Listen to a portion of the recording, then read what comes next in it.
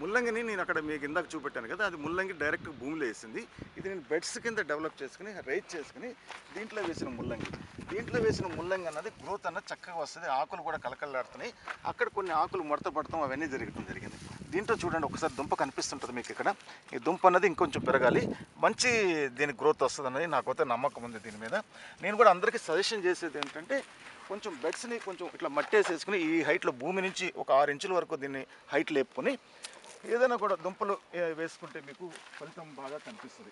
ఇక్కడ pilot project కింద నేను కొన్ని రకాల ఆకుకూరలను వేసుకున్నా. ఆకుకూరలను అన్నీ చూస్తున్నారు కదా, ఈ ఆకుకూర చాలా అరుదైంది, ఎర్ర తోటకూర అంటారు. ఎర్ర తోటకూర విత్తనాలు కొన్ని ఒక 10 విత్తనాలు మాత్రం ఇక్కడ వేసాను నేను. వేసిన తర్వాత ఒక 5-6 మొక్కలు వచ్చాయి. సో ఎర్ర తోటకూర వస్తుందని నాకు నమ్మకం కలిగింది కాబట్టి నేనేం చేశానంటే నా వ్యవసాయ క్షేత్రంలో అదర్ ప్లేసెస్లో బల్క్ ఏరియాలో ఎర్ర తోటకూరని నేను వేయటం జరిగింది. ఎర్ర తోటకూర అనేది సాధారణంగా ఎక్కువగా తమిళనాడు, కేరళ, తర్వాత మహారాష్ట్ర ప్రాంతాల్లో ఉంటుంది. మనకి తెలంగాణకు సంబంధించి ఎక్కువగా దీనికి వాడకం లేదు, కానీ దీంట్లో ఔషధ విలువలు, పోషక విలువలు చాలా ఉన్నాయి. సో దీన్ని ఎర్ర తోటకూర విస్తీర్ణాన్ని పెంచుకుంటే, నేను ఎర్ర తోటకూర విత్తనాలు ఉన్నాయని చెప్పగానే చాలామంది వచ్చి విత్తనాలు నా దగ్గర తీసుకెళ్తున్నారు.